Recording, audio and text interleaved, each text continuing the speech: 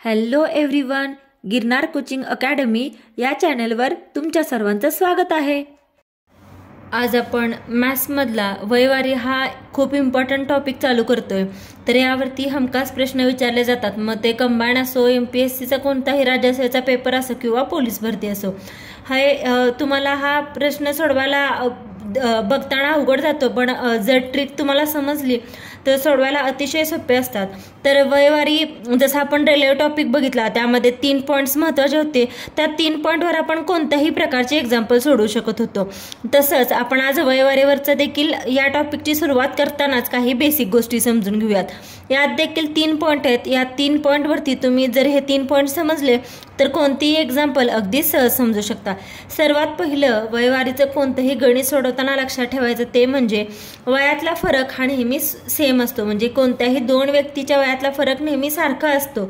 समजा माझा मोठा भाऊ आणि माझ्यात जर वयाचा फरक 2 आहे, म्हणजे आमच्या 2 वर्षाचा गॅप आहे। माझं जर आता भावाचं जर वय 20 आहे आणि माझं जर वय 22 आहे, तर आमच्यात आत्ता 2 वर्षाचा गॅप आहे। सेम 5 वर्षानंतर जर माझं वय किंवा अंदाज आपण घेऊयात, समजा जर 5 वर्षानंतर भावाचं 25 झालं तर माझं किती होणार? 27 होणार। म्हणजे तो जो गॅप आहे, 2 व्यक्तींमधला वयातला गॅप आहे, फरक आहे, तो नेहमी सारखाच राहतो।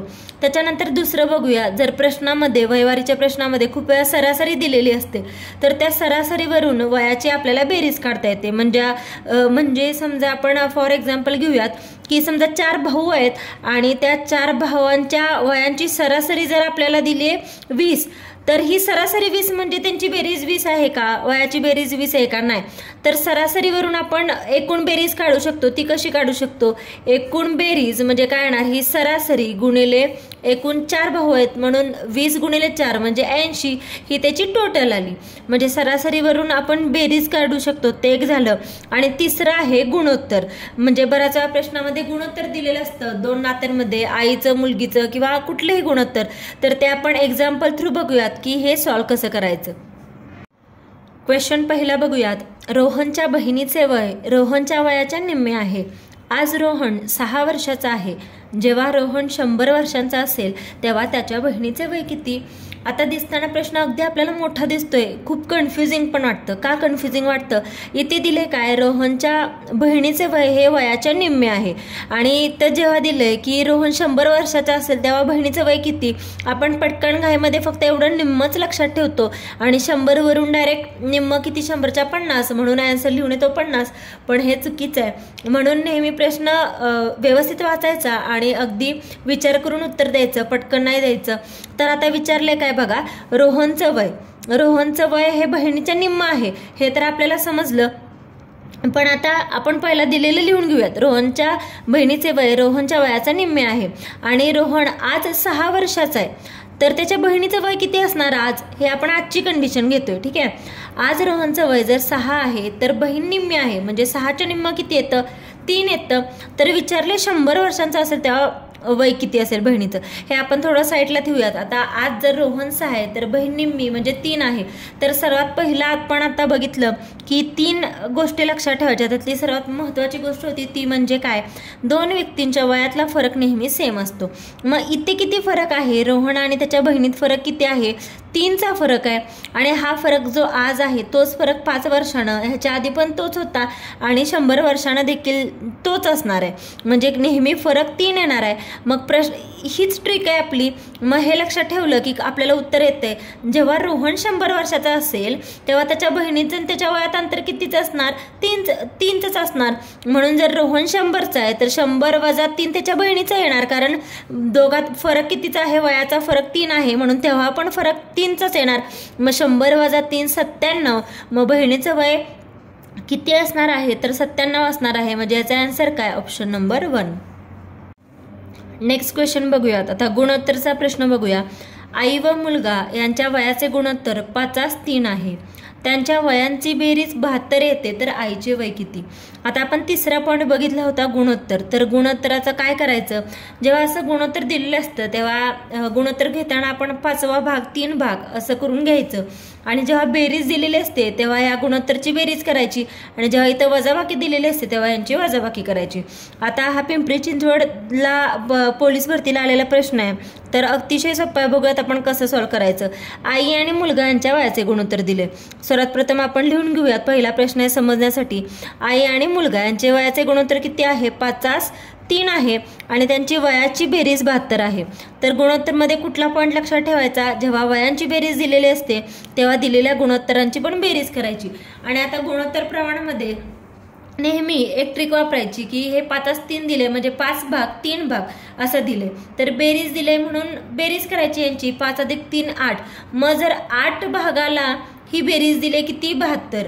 8ला 72 तर आपण याच्यावरून एकाचं काढू शकतो. 72 भागिले 8 करू शकतो. इथे भाग जातो 8 × 9 = 72 म्हणजे एका भागाला किती आलं?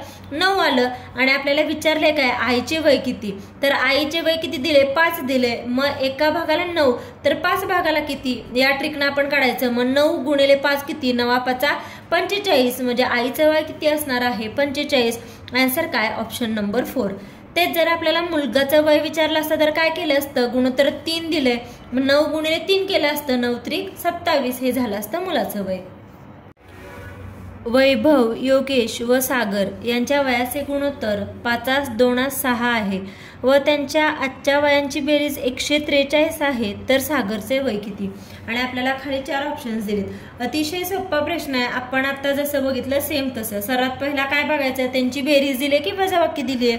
इथे काय दिले? बेरीज, म्हणून या गुणोत्तराची पण बेरीज करायची. आता नावामध्ये कन्फ्युजन होऊ नये म्हणून असं लिहून घेऊयात आपण. वैभव, योगेश आणि सागर यांचं गुणोत्तर किती आहे? 5:2:6 म्हणजे आपण थोडक्यात 5 भाग 2 भाग 6 भाग असं घ्यायचं. बेरीज दिली म्हणून बेरीज करायची. मग 5 + 2 + 6 किती होतं? यांची बेरीज होते 13. मग जर 13 भागाला 143 दिले तर आपण यावरून एका भागाचा काढू शकतो. कसं? 143 भागिले 13 करणार. 13 ने भाग जातोय. 13 × 1 = 13. हातचा राहिला 1. 13 × 1 = 13 म्हणजे एका भागाचं आलं 11. तर आपल्याला विचारले काय? सागरचे वय किती? आता इथं कन्फ्युजन व्हायचं नाही, कन्फ्यूज व्हायचं नाही. तर नेमकं ज्याचं दिले त्याचंच बघायचं. मग सागरचं दिले, सागरचा आहे 6 भाग. मग 11 × 6 केलं तर किती आलं? 66 म्हणजे सागरचं आजचं वय किती आहे? तर 66. उत्तर ऑप्शन 4. नेक्स्ट क्वेश्चन बघूयात. सीमा व संजना यांच्या आजच्या वयाचे गुणोत्तर 3:7 आहे व त्यांच्या आजच्या वयांची बेरीज 80 आहे तर 4 वर्षापूर्वी संजनाचे वय किती होते? आणि आपल्याला हे खाली 4 ऑप्शन्स दिलेत. तर सर्वात पहिला काय दिले ते आपण लिहूयात. सीमा आणि संजनाचं दिले आणि त्यांच्या वयाचं गुणोत्तर किती दिले? 3:7. आपण असं आणि काय दिले? सर्वात महत्त्वाचं काय दिले की 4 वर्षापूर्वीचं संजनाचं वय काढायचं आहे. ठीक आहे, म्हणजे आजचं गुणोत्तर दिले त्याने किती आहे? 3:7 हे आपण लिहून घेऊया. आणि वयांची बेरीज 80 दिली आहे. मग सर्वात पहिला आपण काय करतो? बेरीज असेल तर या गुणोत्तराची पण बेरीज करतो. मग 3 + 7 किती झालं? 10. 10 भाग झाले. 10 भागाला किती दिले? 80. तर एका भागाचं काय? 80 भागिले 10 म्हणजे आलं 8. आणि विचारले काय आपल्याला? तर 4 वर्षापूर्वी संजनाचे वय किती? 4 वर्षापूर्वीचं काढायच्या अगोदर आपण आधी आजचं काढू शकतो कारण आपल्याला आजचं गुणोत्तर माहिती आहे. संजनाचं विचारले वय म्हणून संजनाचं गुणोत्तर घ्यायचं 7. एका भागाला 8 तर 7 भागाला किती? 7 × 8 7 × 8 = 56 वर्ष आलं. पण हे झालं आजचं संजनाचं वय. आपल्याला विचारलं किती? 4 वर्षापूर्वीचं. मग 4 वर्षापूर्वीचं विचारले म्हणून 56 - 4 येणार म्हणजे किती? 52 वर्ष. म्हणजे याचा आन्सर काय येणार? ऑप्शन 4.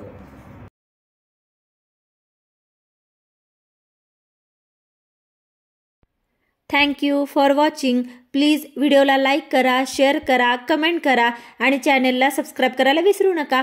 आणि अशा प्रकारचे कोणत्या टॉपिकवरचे व्हिडिओ तुम्हाला पाहायला आवडतील ते कमेंट करून नक्की सांगा.